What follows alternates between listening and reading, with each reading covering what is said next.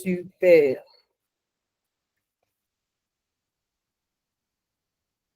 Donc, nous avons cet après-midi Madame Ascofaré Jikat Amadel qui a bien voulu partager son expérience avec nous car elle est fondatrice d'une association qui œuvre à la sensibilisation des maux qui touchent les jeunes filles et les femmes. Alors, sans plus tarder, nous allons inviter Madame Ascofaré à ouvrir son micro pour nous dire quelques mots sur sa personne et nous dire déjà merci, pour lui dire merci de participer à ce premier talk. Et nous lui laissons prendre d'abord la parole avant de commencer. Donc, leader, vous avez la parole. Assalamu alaikum. Bonjour docteur. Bonjour à tous ceux qui sont à l'écoute. Moi, c'est Madame Ascofaré Jikat Amadel. Je suis présidente d'une association fondée qui s'appelle Yat Jikat. Donc, mon association sensibilise les femmes sur tout ce qui touche la santé féminine et aussi sur l'autonomisation de la femme et de la jeune fille. Donc, ma présence aujourd'hui est une invitation pour échanger avec le docteur suite à sa formation de la dernière fois. Et je suis là. On va continuer la formation, Inch'Allah, ensemble. J'espère que les résultats seront bons. Merci pour l'invitation et merci pour l'écoute. Merci, leader. Certaines personnes disent que le son n'est pas bon. S'il vous plaît, vous nous entendez? Oui, moi, je vous entends bien. Hein? Peut-être Okay. c'est ma voix qui est un peu basse, donc je vais augmenter la tonalité. OK, donc les gens disent que c'est bon. Alors, okay. Comme première question du talk, parce que vous devez savoir que le talk, en fait, ce n'est pas une formation en tant que telle, mais il s'agit d'apporter des éclaircissements déjà sur la personne invitée et le domaine voilà, d'action et comprendre pourquoi ce domaine et quels sont les débouchés ou bien quelle est la portée de ce domaine-là. Alors, Madame Jikat, comme première question, j'aimerais que vous partagiez avec l'audience actuellement ce qui vous a poussé à créer l'association Fondéat ICAT. Qu'est-ce qui vous a motivé à le faire? Ok, merci pour cette question vraiment d'une importance capitale. Donc, l'association Yat-Jikat est née de beaucoup de préoccupations féminines.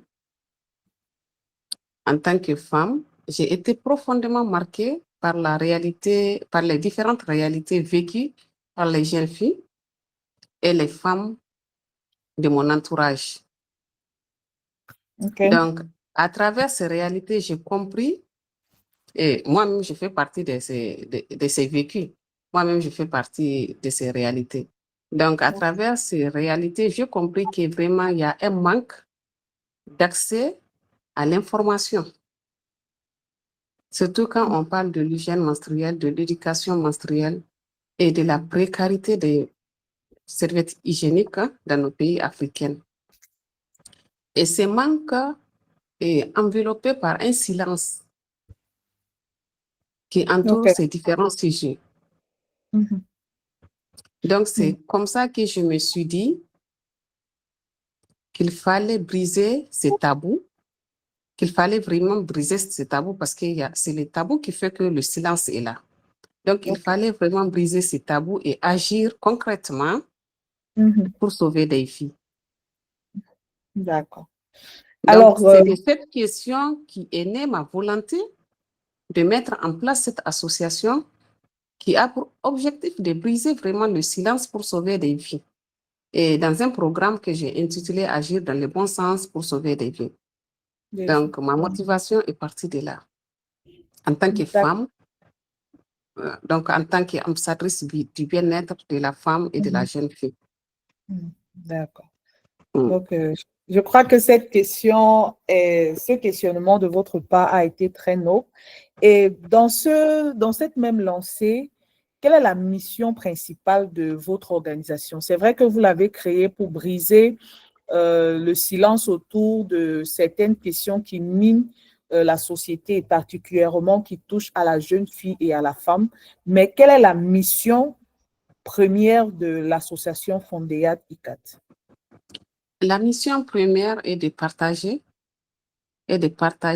notre mission est de protéger plutôt la santé féminine. Hein. OK. Il s'agit toujours de la femme. Donc, à travers un volet de mon association basé sur la sensibilisation, surtout la sensibilisation. Parce qu'aujourd'hui, la base de tout ce qui peut toucher la santé, c'est la sensibilisation seulement qui peut vraiment nous donner un bon résultat. Donc, mon association travaille pour offrir aux jeunes filles et aux femmes un accompagnement, des alternatives saines, mais aussi une dignité dans tout ce qui est question quotidienne de la femme. Donc ça, c'est la mission principale. D'accord, leader. Alors, par rapport à votre parcours professionnel, vous, depuis des années, vous êtes dans le milieu des organisations internationales. Alors, comment votre parcours personnel se relie-t-il à la cause que vous défendez aujourd'hui au travers de l'association Fondéat ICAT? Ok, merci. Mon parcours en tant que mère d'abord, en tant qu'ambassadrice du bien-être féminin et actrice au sein de l'association, m'a naturellement conduite à ce combat. J'ai toujours eu à cœur de travailler dans des espaces où la santé, l'éducation et la dignité de la femme sont au centre. C'est ce qui fait que je me suis vraiment lancée profondément dans ce questionnement d'engagement personnel d'abord pour aider la femme. J'ai aussi été victime depuis mon enfance, mon jeune âge, des serviettes hygiéniques de mauvaise qualité et cela vraiment m'a profondément touchée. Et c'est ce qui a motivé vraiment, réellement ma motivation de me lancer dans tout ce qui touche vraiment les femmes et surtout la santé intime des femmes. Et c'est à travers ces recherches que je me suis donné un objectif. Je me suis dit, bon, mon bien-être d'abord. Donc, il fallait que je fasse des recherches, des serviettes hygiéniques adéquates qui vont me permettre d'être à l'aise dans mon milieu du travail. Parce que vous savez, quand une femme travaille, surtout quand les menstrues viennent dans le mois et que la femme n'est pas à l'aise, ça joue sur son travail. Tout ce qu'elle fait au bureau, elle va vivre une semaine vraiment très touchante, très emmerdante, très malade. Donc moi, c'était ça mon combat personnel d'abord. J'ai cherché vraiment à être à l'aise dans mon milieu de travail, à ne pas porter des serviettes qui peuvent vraiment détruire ma santé et détruire même ma vie quotidienne. Et c'est comme ça que je me suis lancée. Et c'est dans ces recherches-là que j'ai découvert vraiment qu'il y a des serviettes hygiéniques qui peuvent vraiment mettre la femme à l'aise. Et pour briser vraiment et effacer tous les mauvais souvenirs que j'ai pendant mon enfance, parce que j'ai vraiment été victime de ces serviettes-là. Et moi, je suis quelqu'un qui saigne énormément. Donc, et je suis quelqu'un qui est très allergique. Alors, tous les serviettes que je portais à l'époque vraiment me rendaient malade. Et voilà que je ne peux pas discuter avec quelqu'un parce que le sujet était tabou. Donc, déjà, il y a ces traumatismes d'enfance que j'avais qui m'avaient vraiment poussé à mon jeune âge, d'abord à l'âge adulte, que je puisse faire des recherches. Et quand j'ai découvert vraiment qu'il y a des serviettes qui sont là, oui, c'est un peu cher, mais quand même, ça peut soulager et me mettre euh, dans un bon statut de confort et me permettre de me vaguer à mes occupations. Donc, c'est comme ça que je dis, bon, je dois partager la nouvelle à mes sœurs Parce que si j'ai vécu cela, il y a beaucoup qui l'ont vécu. Et j'ai beaucoup Effectivement. travaillé aussi dans les domaines de femmes. J'ai fait 9 ans avec des projets de réduction des violences communautaires. Certes, ce n'est pas les mêmes projets, mais quand même, je travaillais avec des femmes, des associations que j'ai approchées. Donc, souvent, je laisse passer certaines questions de santé et avec des jeunes filles également à l'école, parce que j'ai eu à faire beaucoup de sensibilisation à l'école. J'ai eu à même à partager des serviettes hygiéniques de bonne qualité à des jeunes filles pour qu'elles prennent conscience de leur santé, à les sensibiliser et tout.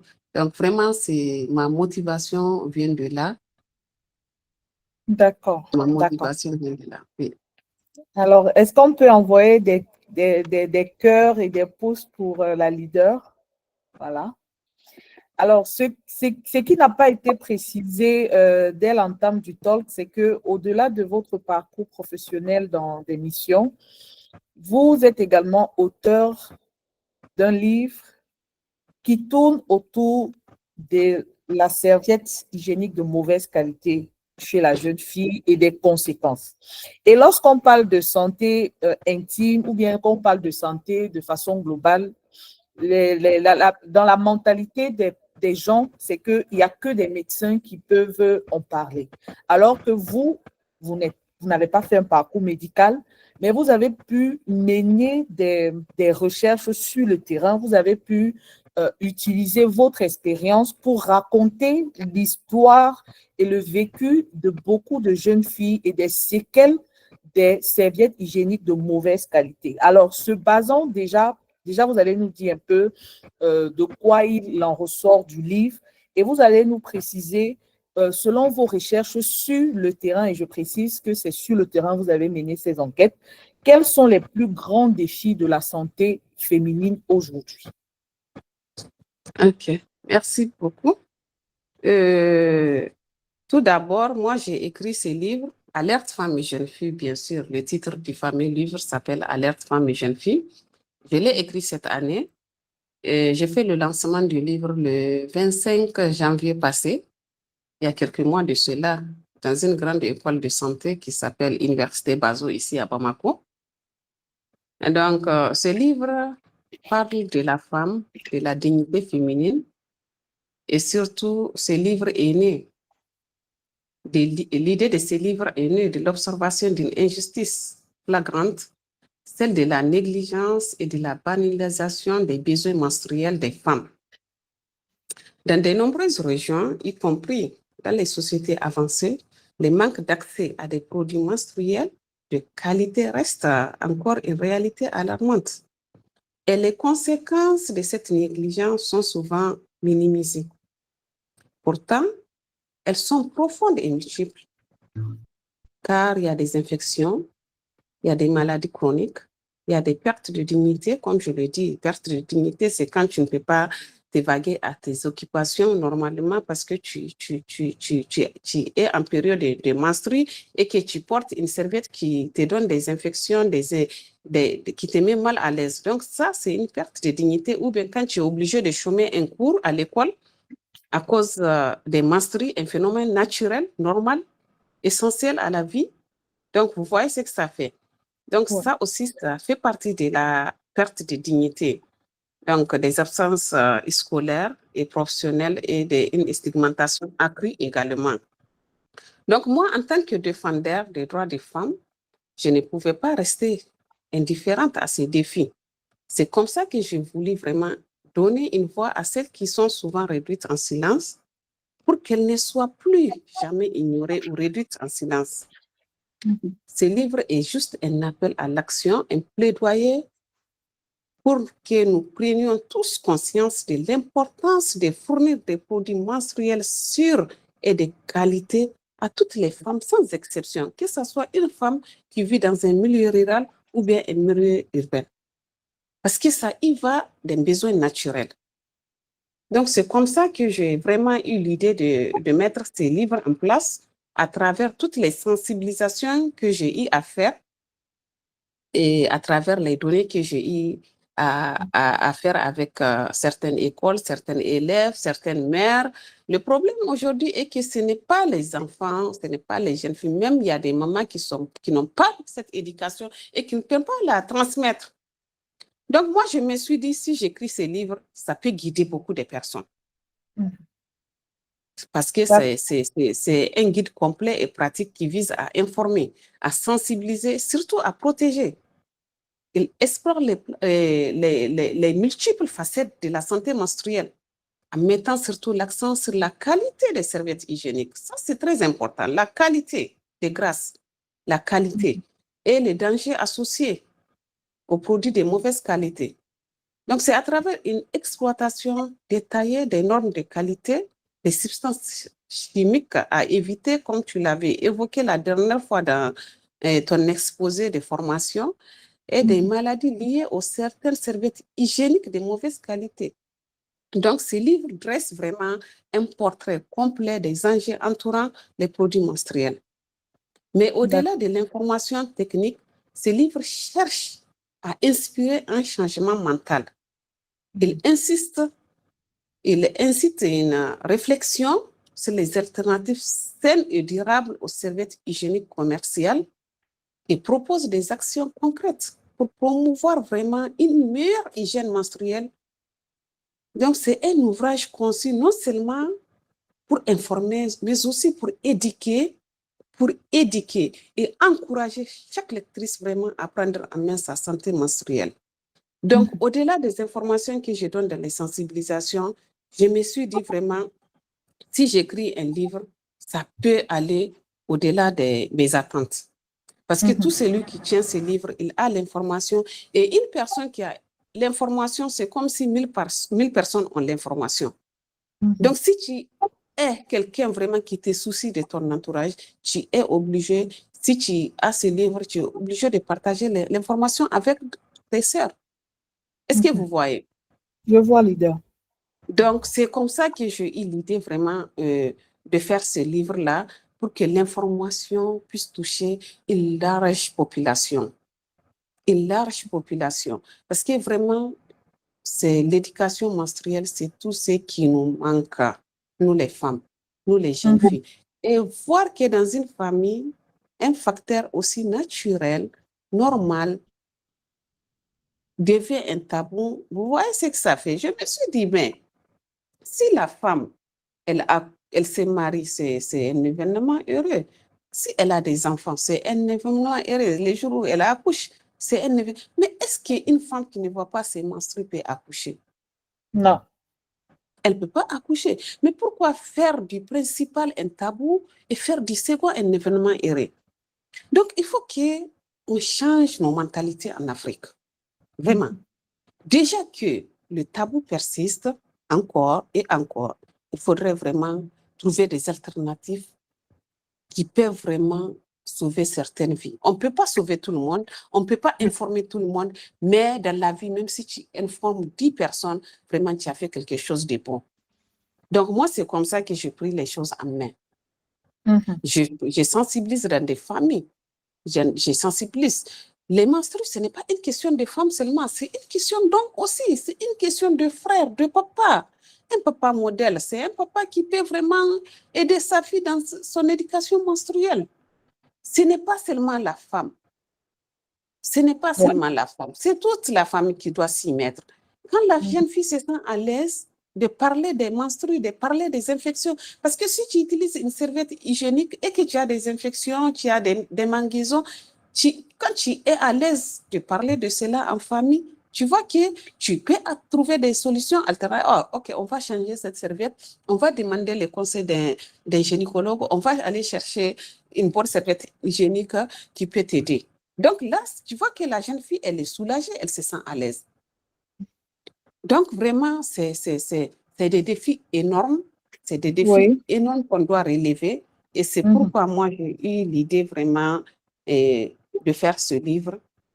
Et je me suis dit que ce livre, même si ça touche quelques personnes, moi, je suis satisfaite.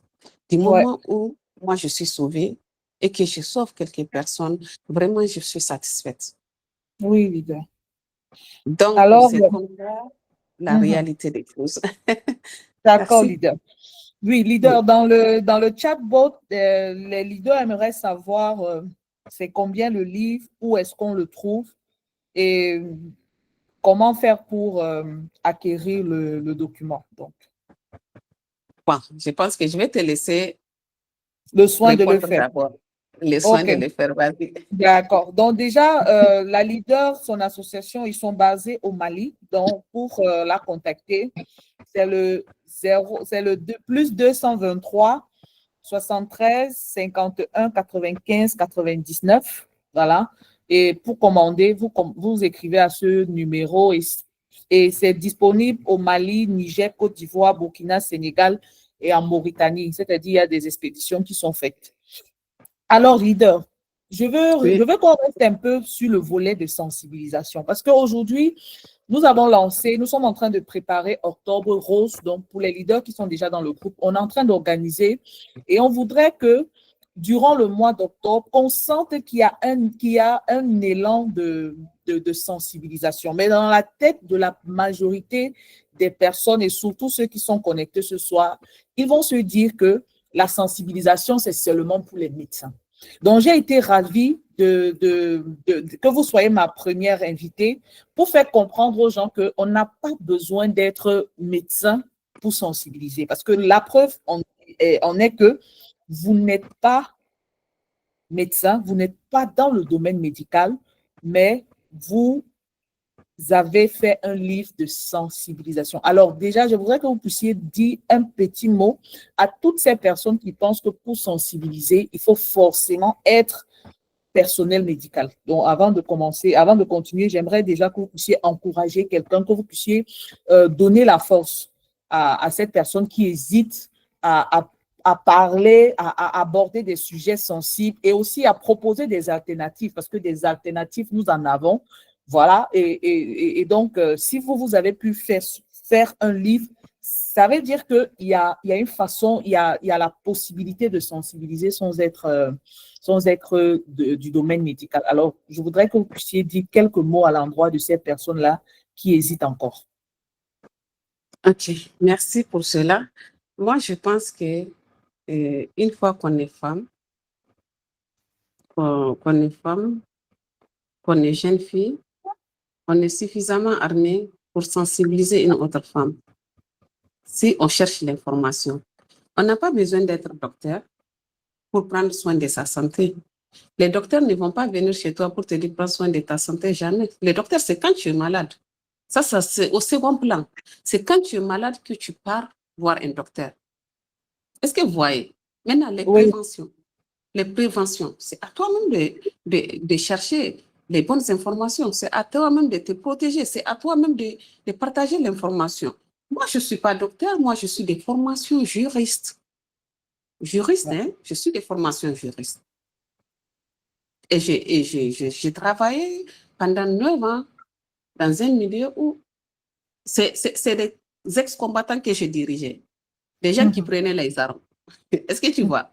je vois, leader. Oui, donc c'est des gens qui ont pris les armes, qui ont, pendant la rébellion, moi je travaillais avec des combattants, je travaillais avec des gens qui ont des armes à longueur de journée, j'ai courtoyé des risques à longueur de journée. Je n'ai jamais fait un travail qui est en rapport avec ce que je suis en train de faire aujourd'hui. Mais je suis femme, je suis humaine, et quand je analysais que vraiment on a besoin de protéger la femme, certains facteurs. Être femme ne veut pas dire seulement chercher l'autonomisation, les projets, les projets qui vont te rendre indépendamment et qui financièrement indépendante. Non. Être femme, c'est d'abord prendre soin de sa santé d'abord. Parce que je vous assure, quel qu'en soit l'argent que tu as, si tu es frappé par un cancer, ma chère, tu ne touches même pas le bout de cet argent-là. Tu ne cherches que ta santé. Le cancer, on le développe au quotidien. La plupart des femmes développent le cancer au quotidien à travers ces pratiques. Donc, vraiment, on n'a pas besoin d'exercer un métier de médecine pour faire une sensibilisation de bien-être, pour faire une sensibilisation hygiénique. On n'a pas besoin de ça. Mais on a besoin de faire des recherches, de développer sa santé, de savoir ce qui est bien pour nous-mêmes en matière de serviettes ou en matière de produits qu'on utilise quotidiennement.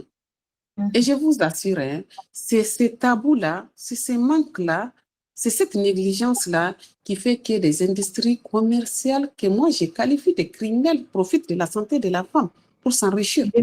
Bien évidemment. Oui, parce que c'est être criminel de mettre au marché une serviette hygiénique dont vous savez consciemment que ça détruit la santé de la femme, voire jusqu'à l'infertilité, ça rend la femme infertile. Mais pourquoi vous continuez à les faire? Parce que personne ne parle de ça, c'est un tabou. Donc, profitons de cette naïveté, profitons de ces tabous pour s'enrichir. Malheureusement, c'est ça. Et il faut, à un moment donné, qu'une femme dise merde, qu'une femme dénonce. Ouais. Est-ce que vous voyez? Je vois très Moi, bien. c'est comme ça que moi, je vois la chose. D'accord. Oui. Merci pour cette parole. Donc, je profite pour appuyer la leader pour tous ceux qui sont connectés, qui ont des alternatives par rapport à ce problème de mauvaises serviettes. Ne doutez pas, vous avez de bons produits. Sensibilisez au maximum. Faites passer l'information et amenez les gens à changer non seulement de mentalité, mais à changer la consommation de ces produits qui vont à la longue leur causer des problèmes de santé. Alors, leader, la dernière fois sur ma page, j'ai mis que selon l'OMS, 50% des serviettes hygiéniques dans le monde ne respectent pas les normes de qualité. Alors, vous qui avez été sur le terrain et surtout dans le contexte africain, voilà, qu'est-ce que vous pouvez dire de cette information? Est-ce qu'en Afrique, c'est 50% seulement? Est-ce que c'est moins? Est-ce que c'est plus? Quel est votre témoignage par rapport à ce chiffre-là? Merci beaucoup, ma chère. Et ces chiffres, moi, je dis que ces chiffres n'est pas normal, de un, parce que quand on prend même dans la vie quotidienne, moi, je t'ai dit que depuis que j'ai commencé mes menstrues à mes 16 ans, c'est tout récemment, ça fait pas 6 ans ou 7 ans que j'ai découvert une serviette hygiénique qui va avec ma santé. Alors, ce n'est pas pour te dire que j'ai essayé toutes les serviettes qui sont sur le marché, mais c'est à peu près comme ça. Tu vois? Donc, je peux dire que le pourcentage peut aller au-delà de 50. Si ce n'est pas 80, c'est dans les 90. Okay. Parce que, vous savez, tout va de l'éducation menstruelle, comme je l'ai dit. Les serviettes hygiéniques de bonne qualité sont souvent un peu chères. Et quand c'est cher, ce n'est pas tout le monde même qui a l'accès à l'information d'abord. Ce que tu vois verser sur le marché, tu vas te dire certainement c'est ce qu'il y a, donc c'est ce que tu vas utiliser. Les serviettes à bon prix de 500 francs, 500 francs, ça, ce n'est pas du coton. Il ne faut pas qu'on se blague. On ne peut pas prendre un coton et faire de ça une serviette hygiénique de 500 francs pour vendre. Ce n'est pas possible, ou dire à 500 francs, ce n'est pas possible. C'est des cartons recyclés, c'est des déchets qu'on nous prépare avec le dioxyde et tout le monde sait aujourd'hui que la composée, même si tu n'es pas médecin, tu sais quand même que le dioxyde, c'est une substance qui donne à long terme le cancer. Et c'est des serviettes qu'on a sur le marché qui n'ont aucune information. Tellement les menstrues sont banales, tellement les menstrues sont tabous. Une jeune fille, quand elle achète une serviette, et souvent elle le cache. Et quelque chose que tu caches dans ton armoire, que tu achètes avec complexe d'abord. Même le fait d'acheter, les gens, il y a des jeunes filles qui ont honte même d'aller acheter une serviette hygiénique. Même le fait d'acheter cette serviette, tu le fais en cachette. Tu le fais avec un sentiment de honte. Est-ce que tu vas? Est-ce que tu vas prendre le temps de lire l'étiquette de cette serviette? Tu n'auras pas le temps.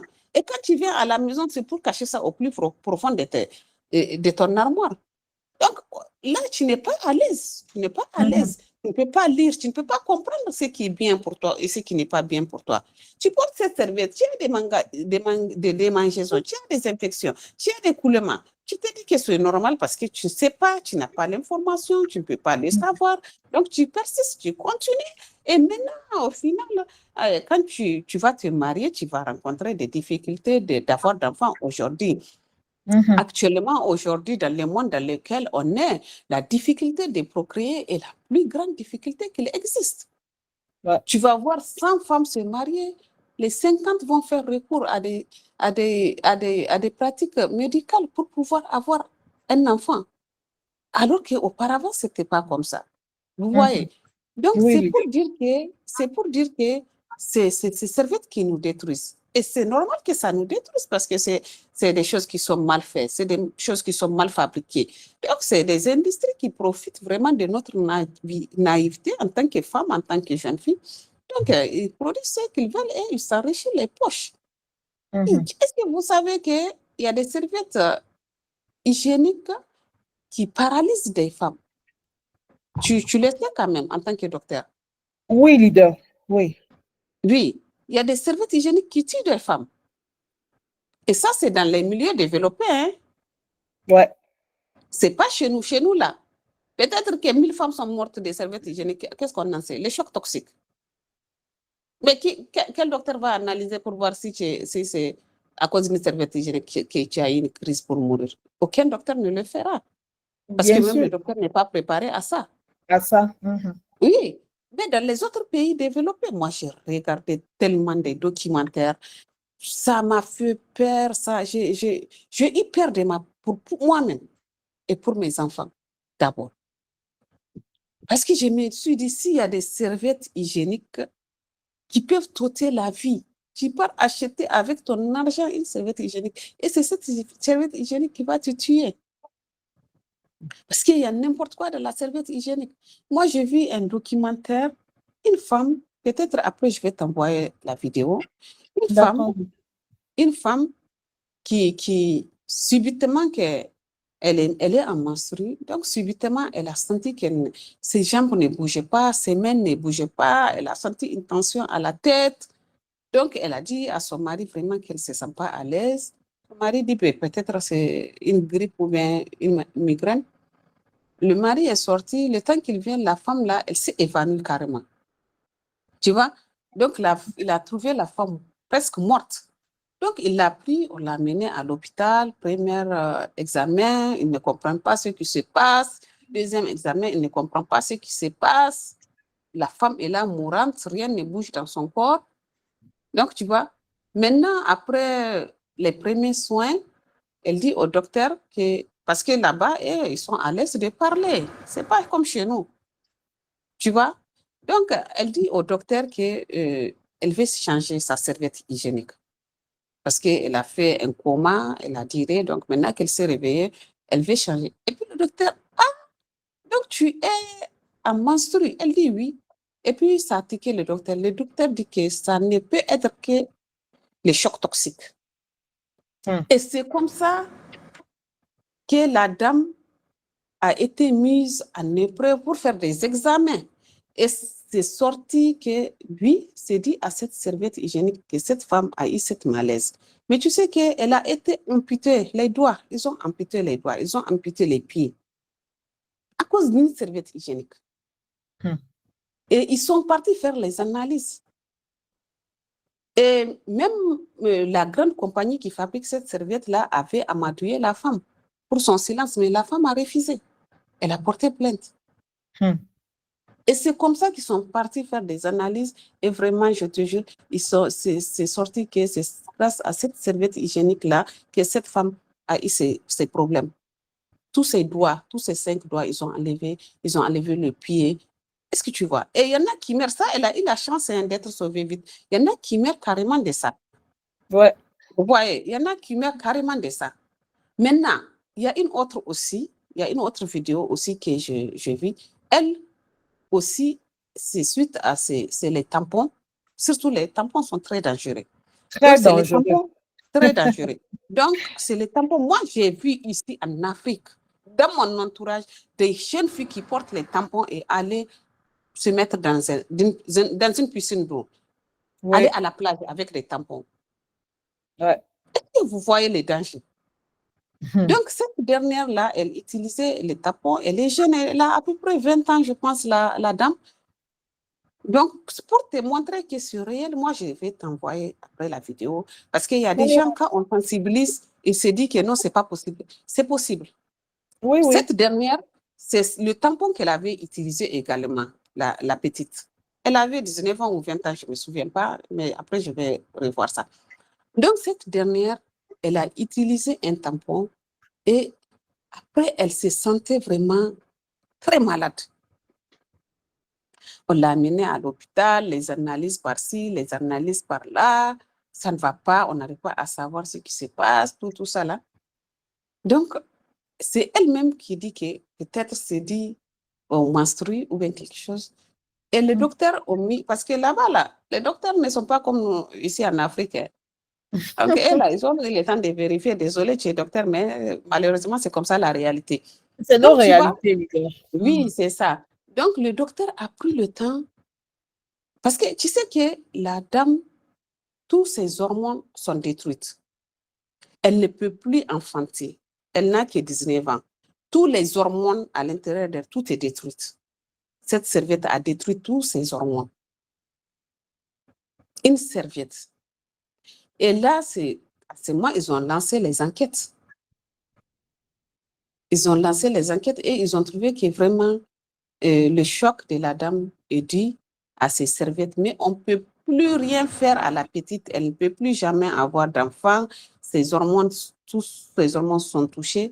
Donc, elle est gravement malade et ça reste comme ça. Même si, quel qu'en soit le traitement qu'on lui fait, quand même, son système de reproduction est détruit carrément. Est-ce que vous voyez? Malheureusement, Oui, c'est comme ça. Et ils ont fait les enquêtes. C'est un long, c'est même sur YouTube. Donc, après, je vais t'envoyer le lien.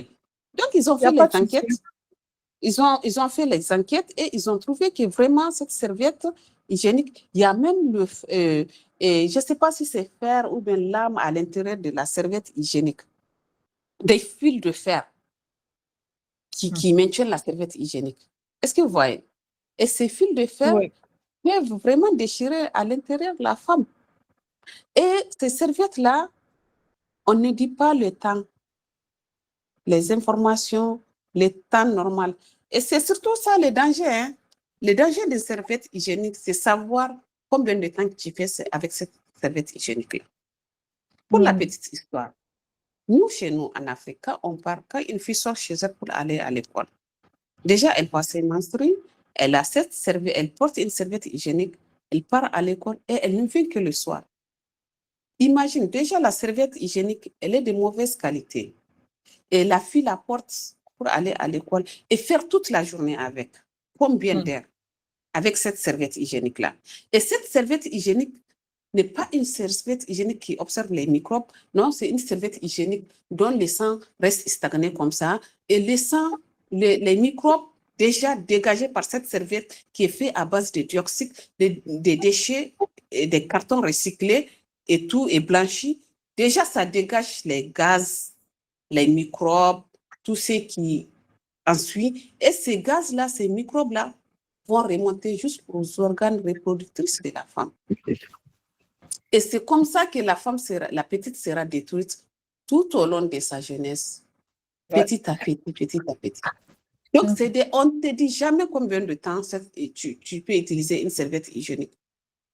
Et tant que tu n'as pas cette éducation, tant que tu n'as pas cette mentalité, tu vas aller te détruire. Tu vas vraiment continuer à te détruire toute ta vie. Et le cancer du col de l'utérus est une réalité aujourd'hui. Donc, vraiment, c'est pour dire que j'ai été longue, mais quand même, je pense que c'est bon. Oui, leader. En fait, on comprend que c'est un sujet qui vous tient vraiment à cœur et je crois que les leaders connectés ont compris aujourd'hui l'importance de sensibiliser sur les serviettes de mauvaise qualité. Parce que soit vous êtes le concerné, ou bien soit vous êtes la concernée, soit c'est votre soeur, votre tante, votre mère, tout le monde est concerné.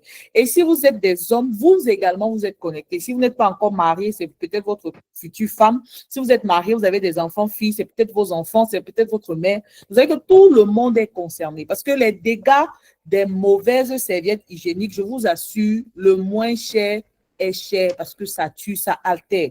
Et les conséquences, ce que je veux expliquer un peu ce que la leader a voulu signifier. Ce n'est pas au premier contact que tu vas avoir, par exemple, une paralysie. Mais c'est parce que le produit toxique va s'accumuler dans ton organisme, va s'accumuler. Il n'y a aucun produit que tu prends pour faire ta détox. Il n'y a aucun produit que tu prends pour booster ton immunité. Il n'y a aucun produit que tu prends pour éliminer ces toxines de ton corps. Donc, ces produits vont s'accumuler dans ton organisme, diffuser dans les organes, commencer à créer des séquelles. Et je vous assure, la serviette hygiénique, c'est le produit que la jeune fille utilise le plus tôt durant sa vie. Donc, au moment où la jeune fille grandit, elle est en âge de créer sa famille, elle a des difficultés. On va parler de syndrome des ovaires polykystiques, fibrome à gauche, kyste ovarien là-bas, tumeur ou bien cancer du col de l'utérus, cancer du sein. Ce ne sont pas des situations qui arrivent rapidement, mais c'est au fur et à mesure. Donc, leader, vous avez des produits de qualité en votre possession. Vous devez parler. C'est pour ça que je vous dis, faire une activité, ce n'est pas juste de rechercher de l'argent. Ne poursuivez pas les gens en disant le produit est bon, mais éduquez-les. Passez l'information de façon régulière et je vous assure, tout ouvrier mérite son salaire. Tout ouvrier a son salaire pourvu qu'il fasse bien le travail. Je vous assure, ne négligez pas ces produits de qualité que vous avez dans vos mains. Vous pouvez sauver des vies. Vous pouvez sauver des vies. Et la leader a dit, on ne peut pas sauver tout le monde. Mais si vous avez pu sauver 10 personnes et que si l'information a été bien transmise, ces 10 personnes parleront à leur tour à 10 autres personnes. Ça fait déjà 110 personnes. Si chacune des 10 personnes continue, vous allez voir qu'avec le temps, l'information va passer. Mais si ces sociétés criminelles continuent à faire des dégâts, c'est parce qu'ils savent qu'on ne parle pas dessus, on ne sensibilise pas. Et malheureusement, chez nous en Afrique, même si, parce qu'on ne fait pas déjà les tests sur les serviettes, même si on fait des tests, on incrimine une société. Quelle justice pour poursuivre ces sociétés-là? Ce n'est pas comme en Europe où tu peux poursuivre la société et avoir des indemnisations. Ici, c'est très compliqué. Donc, la seule solution que nous pouvons avoir, la seule arme que nous avons à notre possession, c'est de sensibiliser et de proposer des alternatives. Mais pour ça, la leader a dit quoi? Vous devez vous former. C'est très important. Ce qui fait en sorte que les gens ne vous écoutent pas, c'est que vous racontez du n'importe quoi. Vous n'êtes pas cohérent. Parce qu'une chose est de sensibiliser en étant professionnel de santé, une autre en est de sensibiliser sans l'être. Et quand vous n'êtes pas du domaine, vous devez avoir toutes les bonnes informations, les utiliser ou bien les manier de la meilleure des façons pour avoir le résultat escompté. Je vous assure, avec la mondialisation, aujourd'hui le digital, avec l'explosion de l'IA et autres, les gens sont plus ouverts, c'est-à-dire sont plus ouverts d'esprit. Donc, ils ne vont pas accepter n'importe quoi aujourd'hui. Les gens sont en train de s'instruire. Donc, ça veut dire que ce que nos dévanciers ont eu à faire, ce qui a eu à marcher 2020, 2018, 2021, je vous assure, si vous continuez à faire ça en 2025 en partant, vous allez vous cogner la tête. Parce que les mentalités ont changé. Les gens sont réfractaires à la médiocrité. Donc, pour les vidéos, dès que je vais avoir les liens, je vais partager. Vous-même, vous savez, on ne cache rien, on se partage les informations. Alors, leader, il est 13h53. Normalement, le talk, c'était 1 heure de temps. Donc, je vais vous poser 2 dernières questions et on va permettre au leader de pouvoir poser des questions par rapport au talk pour que, voilà, l'échange soit un peu plus proactif. Alors, aujourd'hui, avec tous les faits que vous avez énoncés, quelle est selon vous la plus grande urgence pour protéger nos jeunes filles? Je dis la jeune fille, pourquoi? Parce que c'est depuis le bas âge qu'on entre en contact avec la plupart des produits. Donc, quelle est selon vous l'urgence aujourd'hui pour les protéger?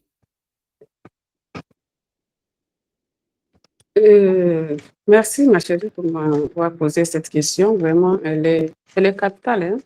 Mm-hmm. Et je pense que L'urgence doit se baser à tous les niveaux, que ce soit en famille, que ce soit chez les médecins, et surtout le gouvernement aussi doit s'impliquer. Le gouvernement doit aussi s'impliquer vraiment. Et il faut une éducation d'abord familiale pour apprendre à la jeune fille de se préoccuper de sa santé. Pourquoi j'ai dit se préoccuper de sa santé? Moi, dans mes sensibilisations, dans mes recommandations, il y a des faits qui se passent. Par exemple, quand je vois une cousine et que je lui dis, bon, je veux que tu achètes une serviette que j'ai utilisée et qui m'a beaucoup sauvé de certaines maladies dont j'étais victime auparavant. La personne, dès que tu lui dis le prix de la serviette, elle dit non, c'est trop cher, je ne peux pas acheter. Et ça, c'est quoi? C'est parce que la personne n'a pas l'éducation menstruelle. C'est parce que la personne ne sait pas que sa santé vaut plus que de l'or. C'est parce que la personne ne sait pas que sa santé, c'est la première étape de sa vie. D'abord, il faut sensibiliser sur ça. Parce qu'une jeune fille, moi, je ne peux pas dire à une jeune fille qui porte des habits de 50 000, des sacs de 50 000, peut-être même des mèches de plus de 60 000, d'acheter une serviette hygiénique et que cette personne dit que la serviette est chère. Donc, c'est pour te dire que c'est l'éducation d'abord.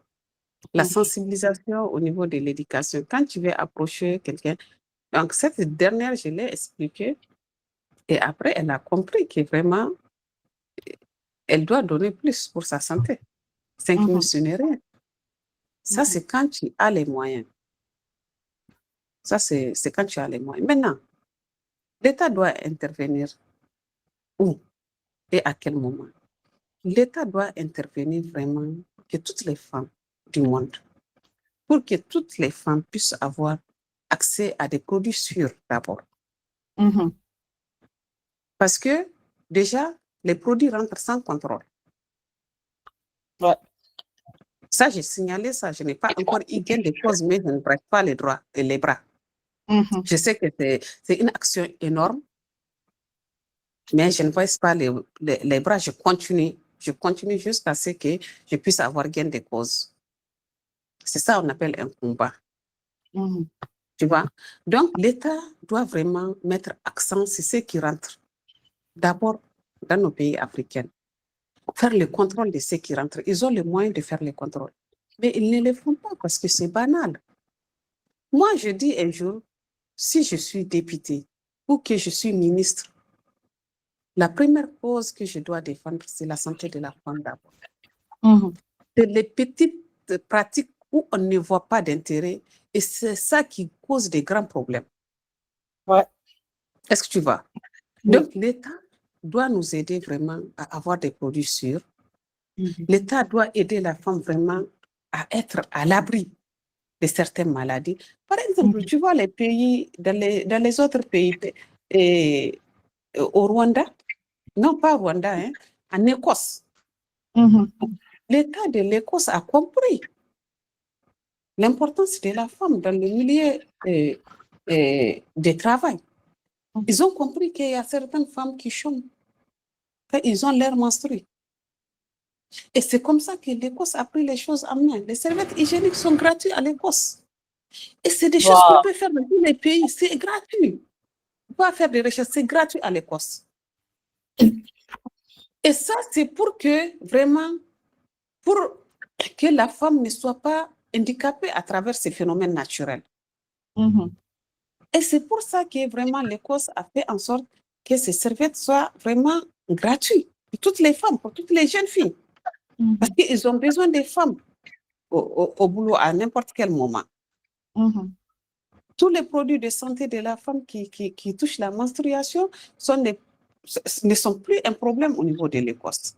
Par contre, en Éthiopie, tout près, il y a des femmes qui se prostituent juste pour avoir une serviette hygiénique par mois. Est-ce que tu vois? Je vois, bien.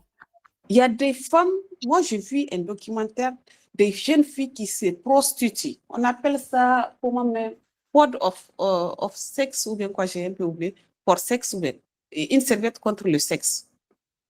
C'est en anglais. Est-ce que tu vois? Ouais. Donc, on peut être minable, on peut être misérable, on peut être inégalement coché dans une société au point qu'un besoin naturel, fondamental, soit une source de prostitution. Moi, quand je vois les gens défendre la cause de la femme dans l'inégalité, je me suis dit, ben, cette cause, elle est primordiale. Quand on crie inégalité entre femmes et hommes, allez à la base. Je ne peux pas crier inégalité alors que ce qui m'est primordial, ce qui m'est fondamental, ce qui m'est naturellement imposé ne peut pas avoir de solution. La femme ne choisit pas d'avoir ses menstrues de grâce. C'est naturel. Que tu le veuilles ou pas, à la fin du mois, tu verras tes menstrues. Est-ce que tu vois? Que tu le veuilles ou pas, à la fin du mois, tu verras tes menstrues. Donc, pourquoi nos États ne peuvent pas aider la femme à trouver une solution à une cause naturelle et fondamentale?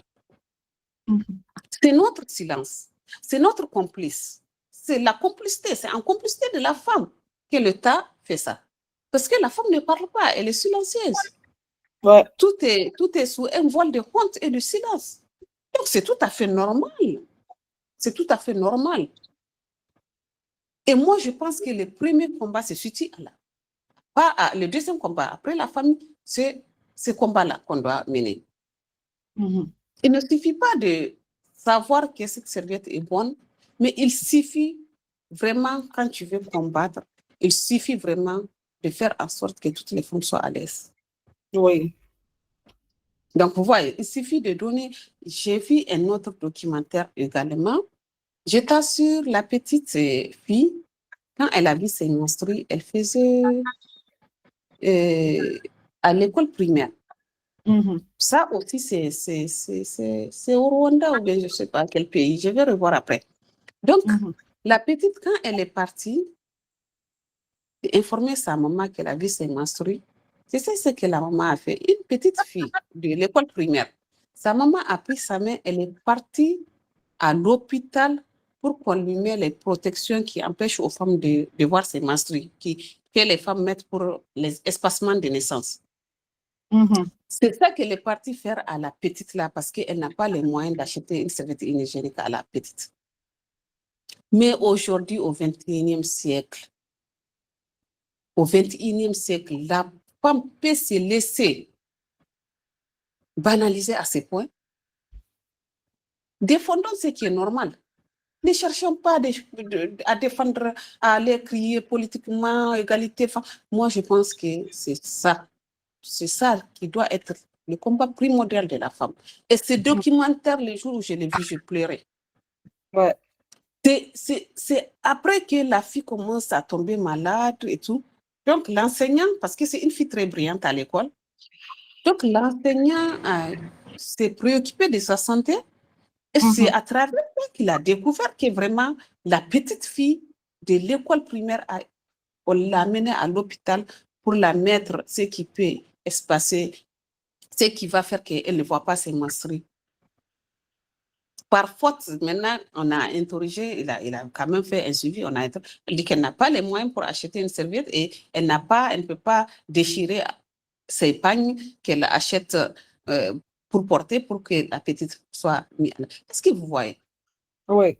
Donc, le progrès sur les menstruations de la femme, on pense qu'on a progressé, on est parti nulle part.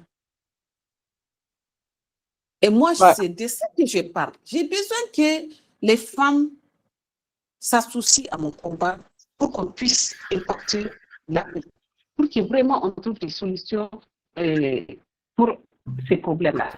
Maintenant, qui dit que ce n'est pas son problème? Ouais. Ce n'est pas ça. Il y a des gens qui s'en fichent mal, ils disent que ce n'est pas leur problème.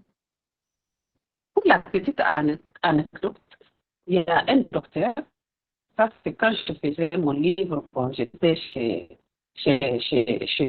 quelqu'un, donc il m'avait raconté, je lui disais l'importance de s'impliquer et que tout le monde s'implique. Donc, en ce moment, lui aussi, il m'a donné une anecdote aussi qui va vraiment dans le sens de ce que je dis. Il m'avait dit qu'il y avait une boîte à crachat. Les boîtes à crachat dans lesquelles on fait les crachats. Donc, leader, la la connexion chez vous n'est pas très urines et autres stable. pour aller à... Toi, tu es docteur, tu sais, des fois, j'ai peur. Oh là là. Allô, leader? Allô? Allô? Non, vous m'entendez? Allô? Vous m'entendez?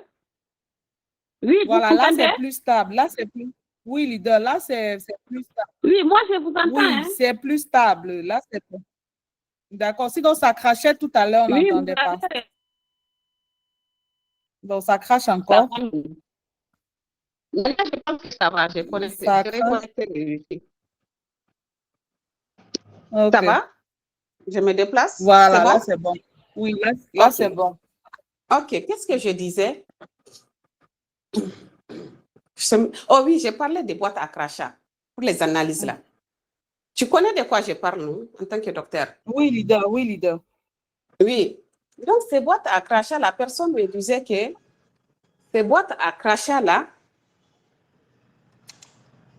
ont été retrouvées avec un enfant d'un grand médecin qui buvait de la crème dans la boîte à crachat.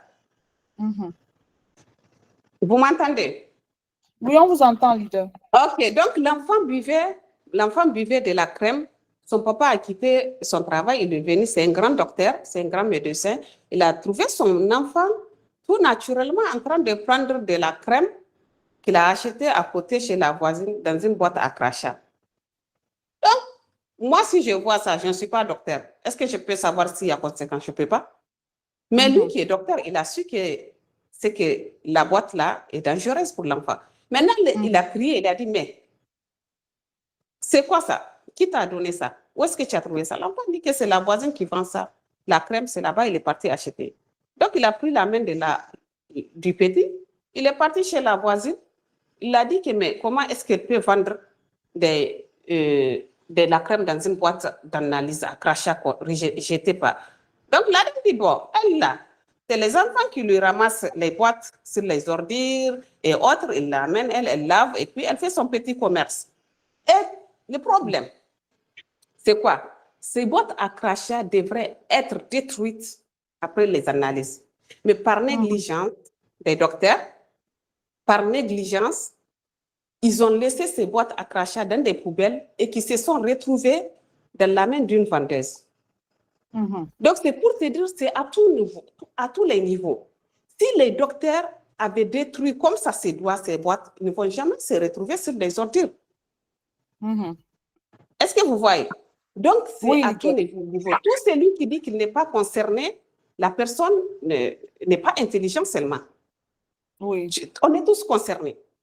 Que tu sois médecin, que tu sois riche, que tu sois pauvre, on est tous concernés.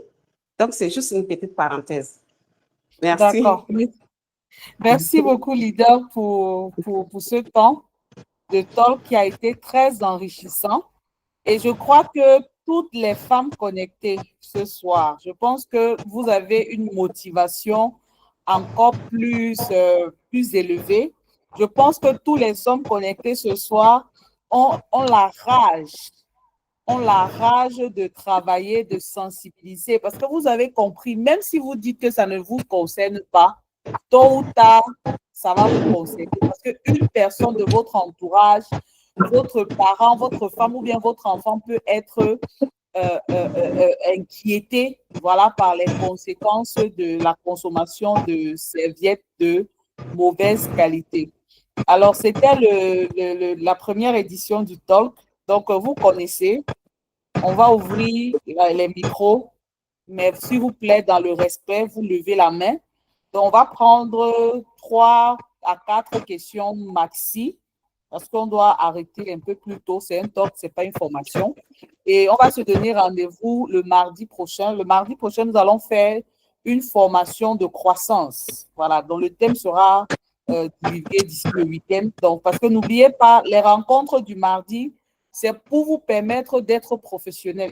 Et le professionnalisme, ce n'est pas seulement la connaissance des produits, ce n'est pas seulement le développement des techniques, mais c'est un ensemble, voilà, c'est un ensemble de choses qui, mises ensemble, fera de vous, voilà, le leader de croissance et le professionnel que vous voulez être. Donc, on va aborder tous les thèmes.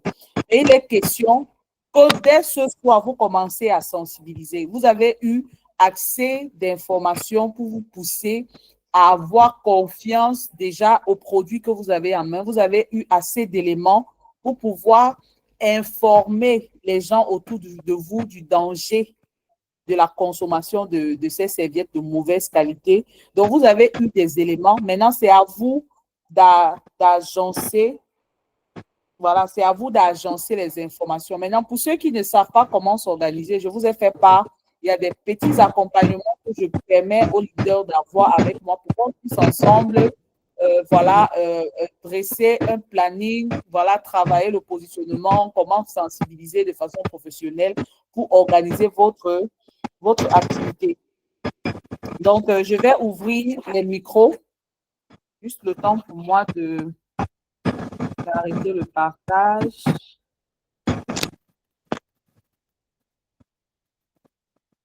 Voilà.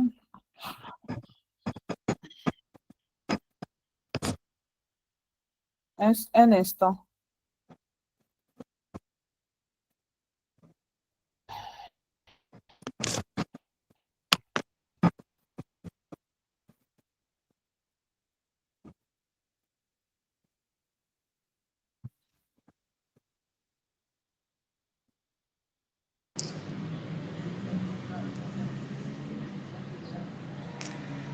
En fait, bonsoir leader Yelamto Marie. Pour les masterclass, pour les produits, ça c'est privé, ça c'est pas ouvert à tout le monde et ça ne peut pas être gratuit. Voilà, donc si vous voulez avoir des masterclass, vous me contactez, vous vous inscrivez et vous allez avoir tous les éléments. Tout ne peut pas être gratuit. Je vous ai dit, ne soyez pas les amoureux du gratuit. Le gratuit, c'est pour vous donner l'information et vous permettre de, voilà, de mieux vous organiser. Mais pour les masterclass, je les fais uniquement sur, voilà, c'est sous forme d'accompagnement. Voilà. Donc, vous levez la main si vous voulez prendre la parole. Vous levez la main et je vous donnerai la parole.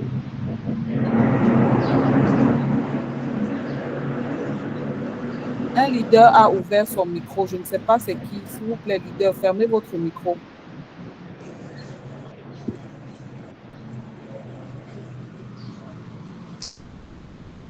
Merci beaucoup. Voilà. Donc, je donne la parole à Madame Aminata Diop. Bonjour à tous les leaders connectés. Bonjour docteur.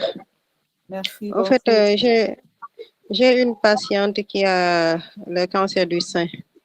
Ouais. Et elle faisait ses traitements. Elle a même subi une intervention. Mais elle était même connectée, mais j'ai vu qu'elle est déconnectée parce qu'elle est malade présentement. Ouais. Donc, je voulais savoir si on peut l'aider par rapport à nos produits. Quel conseil on va lui donner par rapport à sa maladie parce qu'elle va très mal? Oui, bon, leader, vous-même, vous l'avez dit, c'est un cancer, donc je ne peux pas me prononcer. Peut-être vous allez me contacter pour qu'on essaie de voir déjà quels sont les paramètres de base. Parce qu'il n'y a pas, si le cancer est déjà avancé, il faudrait qu'on voie d'autres paramètres de son organisme pour voir si nos produits seront adaptés au stade de sa maladie. Parce que dans les cancers, il y a plusieurs stades. Il y a le stade 1, stade 2, stade 3, on va dire 3AB, stade 4, 4AB, des fois C. Donc, selon les différents stades, voilà, on verra ce que nos produits pourraient faire. Mais là, je ne peux pas me prononcer concernant son cas. Donc, vous pouvez me contacter et on en discutera. Est-ce que je peux avoir votre numéro, s'il vous plaît? D'accord, je le mets dans le chatbot tout de suite. D'accord, merci. Docteur. Je vous en prie. Et mon ordinateur aussi. OK.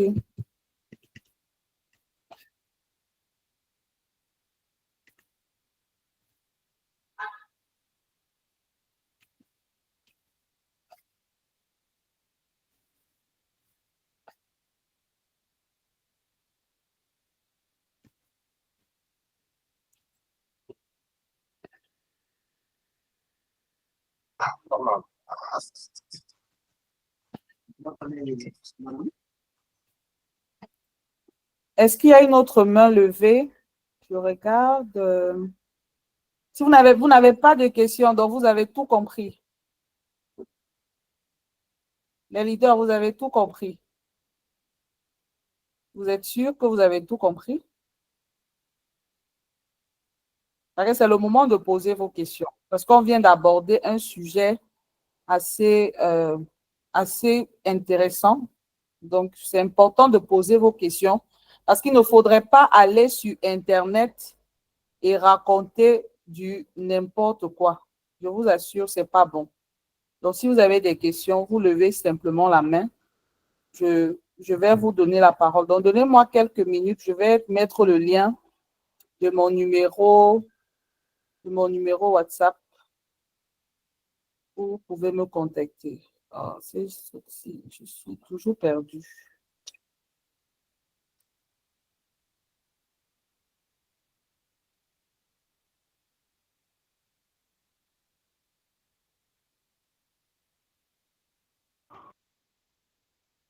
S'il vous plaît, les leaders, un instant.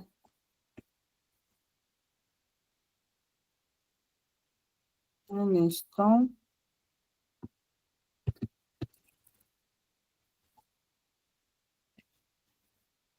Voilà, je viens de mettre mon leader. Si vous avez des questions, levez juste la main. On va vous donner la parole. Voilà. Je donne la parole à leader Mamadou Diaby Diallo.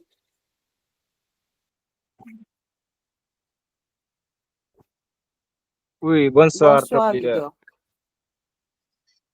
Ah, vous allez bien? Oui, je vais assez bien. Ok, moi, suis venu tardivement, j'ai pas suivi, l'explication, mais j'ai une question à vous poser concernant le produit là, le thé minceur. Leader, fermez votre micro. Est-ce que vous m'entendez bien? Leader, fermez votre micro, s'il vous plaît.